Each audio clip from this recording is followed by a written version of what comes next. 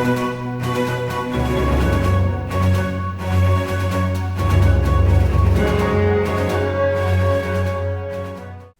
guys, welcome back to another video, and today I'm going to be reviewing Thor Love and Thunder, starring Chris Hemsworth and Natalie Portman. Thor, Valkyrie, Korg, and Thor's ex-girlfriend Jane Foster go to fight Gorr the God Butcher, who intends to kill all of the gods. Now, I was very excited about this movie when the trailers came out, and of course you can go back and look at my trailer reactions, or even go back to the very beginning where I was covering the set photos for this movie. Yeah, I was excited for this movie when it came out. We got to see Guardians of the Galaxy, we got to see Christian Bale in a Marvel movie finally. We got to see Natalie Portman back as Jane, who I think is one of the most underrated comic book characters of all time, but I'll get to that later. So I really liked this movie, but I don't know if I liked it more than Thor Ragnarok, because Ragnarok had some dramatic elements to it, and with jokes intertwined in the dramatic scenes. Love and Thunder turned the jokes up to 11, which I don't really mind. I'm fine with that. I think that the thing is with this movie,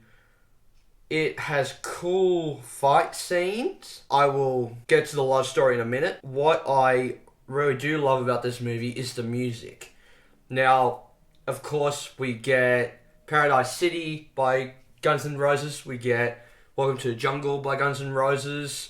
We get Our Last Summer by ABBA.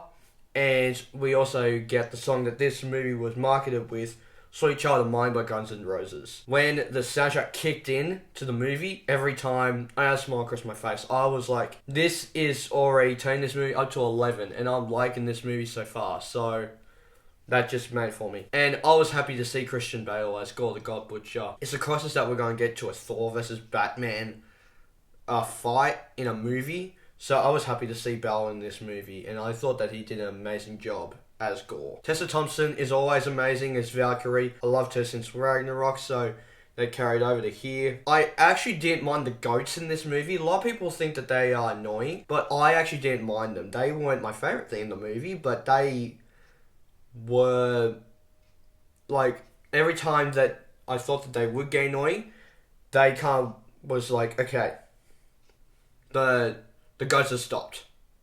So I was going like, okay, annoy me, but not to the extent that other people are annoyed by them with, which I was very happy to see that they pulled back on some of those things. But here's where I have some problems with this movie. It doesn't necessarily, it's more of a nitpick than a problem.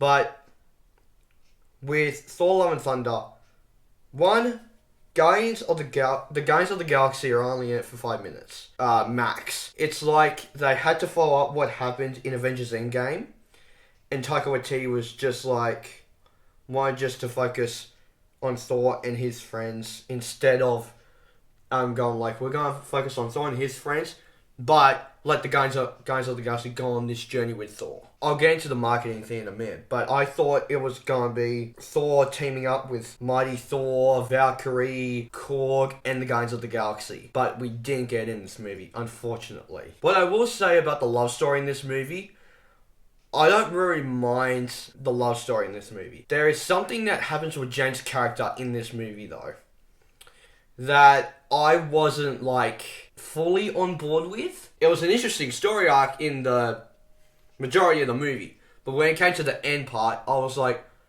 no! Like, what the heck? And I'm not going to spoil it. I will do a spoil review with my dad later down the line, because he hasn't seen it yet. But you're setting up young Avengers, and she is in the first two Thor movies set up, and she's not in Ragnarok, and now she's in Love and Thunder. And you do something to her that's like, it's an interesting story arc. You ended it in a way that I'm like, you set up for young Avengers, and obviously she's not going to be a part of that. So I'm shocked that they did something to Natalie Portman's character of Jane Foster that just made me go, what the heck? I guess the biggest problem with this movie is just the marketing. The trailers were trying to sell this movie as a completely different movie.